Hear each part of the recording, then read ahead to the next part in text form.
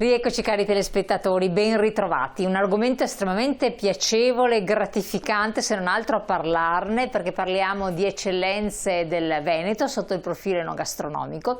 Lo parliamo con chi di queste materie se ne intende e anche molto, e quindi abbiamo il piacere di avere qui con noi in studio Paolo Karatossidis, grazie di essere qui con noi, presidente dell'associazione Cultura e Cucina, che ha anche ideato e promosso dal 2019 il Festival della Cucina Veneta, ma anche il Tour delle Eccellenze Venete. E la sua presenza è anche l'occasione per fare un po' un approfondimento su quelle che sono le eccellenze del nostro territorio, quindi cercare di spaziare da una parte all'altra, perché vuol dire scoprire la tradizione, è vero, ma scoprire anche l'innovazione che c'è, le realtà anche più piccole che possono in qualche modo essere l'opportunità per scoprire degli angoli della nostra regione, ma anche per parlare di UNESCO, patrimonio immateriale dell'umanità, candidatura che dovrebbe uscire se tutto va bene 2025, dovrebbe esserci questa nomina, speriamo insomma. E intanto sono in corso, è stata presentata appunto la domanda da parte del Ministro, c'è stato fatto già tutto un lavoro preliminare. Vediamo un po' intanto di partire con questo, perché mi sembra un argomento più che sufficiente per dire se le cose vanno come si spera e si auspica possano andare, il nostro paese e di conseguenza anche la regione del Veneto ne potrebbero trarre dal punto di vista di anche turismo enogastronomico un indotto notevolissimo. Che cosa sta succedendo? Come è stato? Lei ha seguito l'iter, no? L'ho seguita e noi già nel 2019 tra l'altro avevamo avuto l'idea, che poi l'abbiamo un attimo accantonata, vista anche questa addirittura di proporre la cucina veneta come bene patrimonio immateriale dell'umanità, quindi dell'UNESCO, ricordiamoci l'UNESCO cos'è? Sono le Nazioni Unite fondamentalmente. Sfidando tutte le altre regioni intorno. Sicuramente anche la storia di questa regione del Veneto è una storia che ha una sua importanza, pensiamo alla storia della Repubblica di Venezia e quindi la cucina esisteva ancora prima dell'unità d'Italia.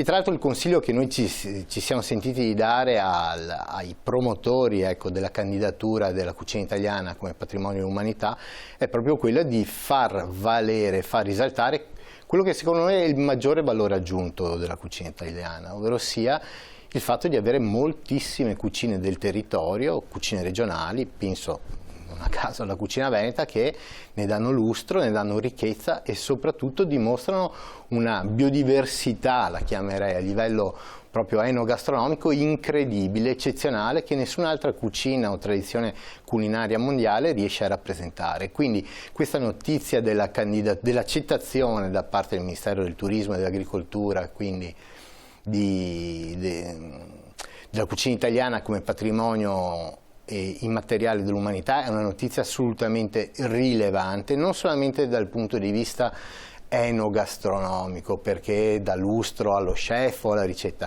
ma è una notizia fondamentale da un punto di vista economico, perché l'incoming turistico, ricordiamoci, ma basta leggere, molto interessante il rapporto della Presidente dell'Enit Roberta Garibaldi, il rapporto sul turismo enogastronomico, vi consiglio a tutti di scaricare e leggere attraverso i social o la rete. C'è una fetta sempre più rilevante di turisti internazionali, tra l'altro i turisti high spending tourist, cioè quindi turisti alto spendenti, che quando visitano un territorio vogliono fare un'esperienza completa, una cosiddetta una full food experience, no? Un'esperienza piena dal punto di vista gastronomico, quindi assaggiando il prodotto tipico, bevendo il vino del territorio, andando addirittura a visitare, a toccare con mano quelli che sono i luoghi della produzione del cibo, quindi dal birrificio alla cantina, all'allevamento, alla stalla, al campo. Quindi si spazia in ambiti anche inusuali e non consueti del turismo, questa è una cosa anche importante. È l'evoluzione che giustamente c'è stata, che poi descrive un turismo che è sempre più consapevole. In questa candidatura si parla anche di cucina sostenibile, ad esempio, perché c'è un pubblico di turisti a livello mondiale che è sempre più attento a determinati aspetti, quali la qualità del prodotto,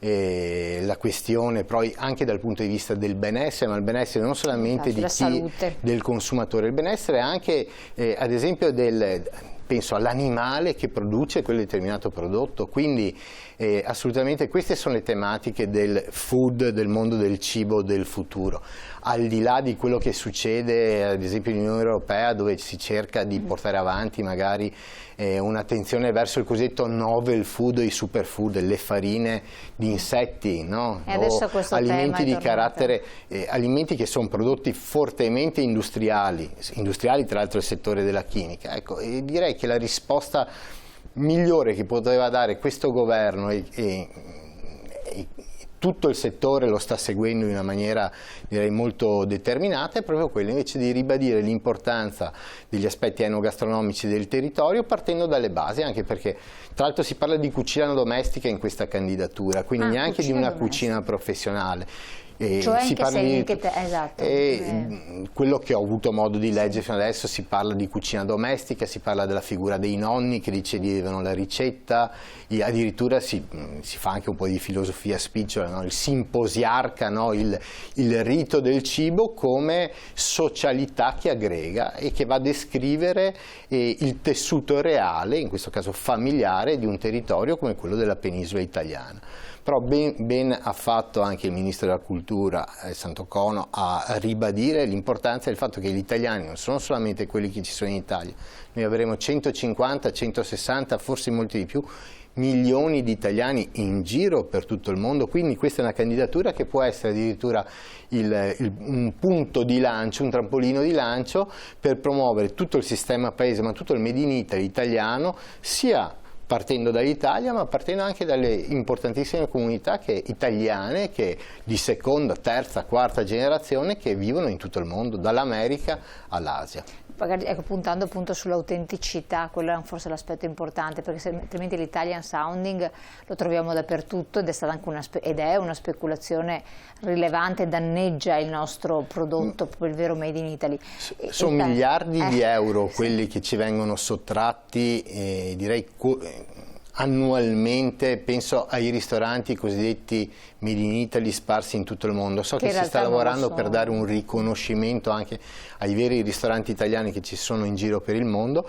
La battaglia è una battaglia molto lunga, perché è una battaglia che si combatte nel quotidiano, andando a far sì che tutte queste minacce, il Prosek, no? Diciamo il Prosek croato, sloveno, croato, insomma, si vede che il Prosecco sta arrivando quasi al 1 miliardo di bottiglie. È chiaro che questa è un'economia che fa gola a molti e che bisogna salvaguardare e difendere con le unghie e con i denti. E far conoscere qual è il vero prodotto italiano, perché poi può andare anche a mutare, a perdere la connotazione, forse per quello si è puntato sulla cucina di casa, no? Il fattore familiare della tradizione, perché lì c'è proprio l'essenza, poi c'è tutta la rielaborazione e anche l'allontanamento da quella che è un po' la base. E da questo punto di vista, siccome la cucina italiana nasce come cucina povera, no? Riuscendo da tutto quello che c'è di base a rielaborarlo e fare una cucina, che differenza c'è sostanziale in base alla sua esperienza nel settore rispetto a una cucina francese, per esempio? Io credo che non esista effettivamente una cucina povera, col linguaggio bisogna stare un attimo attenti, no? Spesso e volentieri parliamo di cucina povera, invece sono delle ricette, dei cibi che sono ricchissimi. Un esempio veneto, la pasta e fagioli, no? Cioè anche dal punto di vista nutrizionale, elementi ricchi di storia. È chiaro che la cucina è un insieme di conoscenze, di storie, di tradizioni che non è ferma, è viva, la cucina è viva. La cucina veneta è una cucina viva che addirittura ha fatto una delle ricette più importanti della cucina veneta, il baccalà alla vicentina, che viene utilizzato un prodotto che viene pescato nei mari del nord, nelle isole Lofoten, lo stockfish, no? E c'è una storia bellissima dietro, addirittura il mercante veneziano che aveva fatto il naufragio, che stava trasportando il vino malvasia dall'isola di Creta, viene salvato dai pescatori, poi con il Concilio di Trento lo porta rocambolescamente dal Doge e glielo apprezzano. Cioè la cucina è una materia viva, sì, bisogna proteggere il prodotto proprio agricolo o alimentare italiano che viene prodotto sul nostro territorio, ma la cucina è qualcosa che va oltre, perché la storia di Venezia ce lo insegna. Noi siamo diventati ricchi grazie al trasporto delle spezie, cioè delle spezie, e pensi addirittura che i prodotti italiani maggiormente esportati all'estero alimentari è il cioccolato, quindi non è un alimento che viene prodotto nella sua base originaria in Italia. Però l'italiano cos'ha più l'italiano, la cucina italiana, cosa di superiore rispetto a una cucina francese o di una cucina basca, di una cucina inglese? Ha la grandissima originalità dell'italiano, il cosiddetto Italian genio, questo genio dell'italiano che riesce addirittura a prendere qualcosa che magari all'estero non viene utilizzato e a farne un tesoro enogastronomico, e questa è la grande risorsa che va assolutamente sfruttata, senza parlare poi di...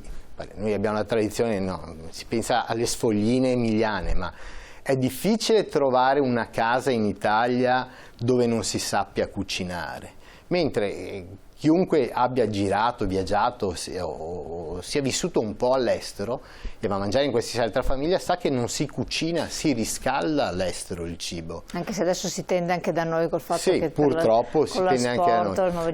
Però difficilmente l'italiano ha ancora un imprinting per cui riesce a apprezzare maggiormente un prodotto non industriale, non dico artigianale, rispetto a un prodotto industriale, e quindi sì, battere il ferro su tutti i nostri punti di forza, ma avere anche il coraggio, non dico l'arroganza, di dire no, cioè, noi sappiamo che la cucina italiana è la migliore cucina del mondo, noi non abbiamo dubbi su questo, ci viene riconosciuto da tutti e infatti veniamo imitati da tutti. È chiaro che secondo noi bisogna sgrezzare un po' l'immagine, ovvero sia far sì che l'immagine che venga proposta all'estero, soprattutto all'estero lo straniero, della cucina italiana non sia il solito binomio ultra abusato di spaghetti e pizza, che vanno benissimo. Napoli, l'arte del pizzaiuolo napoletano è un patrimonio immateriale dell'UNESCO e se la sono sfruttata benissimo dal punto di vista promozionale, però non esiste solamente la pizza in Italia, esistono tantissime ricette. Noi ancora da 3 anni a questa parte ci siamo messi addirittura a stilare una serie di elenco delle ricette in via di estinzione, cioè ci sono delle ricette tipiche del territorio, ma anche in Veneto, che sono in via di estinzione, cioè non vengono più prodotte perché o nessuno le sa più fare o si fa fatica a trovare il prodotto. E quindi sono state ma l'avete fatto voi oppure noi in collaborazione anche con la Regione Veneto, quindi con l'assessorato al turismo, che da questo punto di vista è molto attento. Un esempio, posso fare un esempio, la ricetta più famosa e gloriosa della città di Treviso, quindi una città simbolica del Veneto, si chiama soppa coada. La soppa coada o zuppa covata, che non è altro che una sorta di pasticcio di origine rinascimentale di carni però di uccelli. È chiaro che non esistono più, cioè se la soppa coada viene prodotta con la carne di gallina, per non dire di pollo, sicuramente è differente rispetto a quella che si mangiava nel 1500, nel 1600, che prevedeva magari l'uccello di cacciagione, che adesso non c'è più. Pesce di fiume, un altro pesce. Una volta i nobili non mangiavano il pesce di mare perché consideravano come un alimento quasi volgare, il nobile mangiava l'uccello, mangiava ciò che veniva cacciato, non quello che veniva allevato. E ci sono tante ricette, tante cose buonissime che si sono perse, no, per strada. Ecco, direi che le istituzioni, ma tutti coloro che si muovono nel sistema Food and Wine hanno un dovere da questo punto di vista, di accompagnare anche le famiglie non solamente a un consumo critico.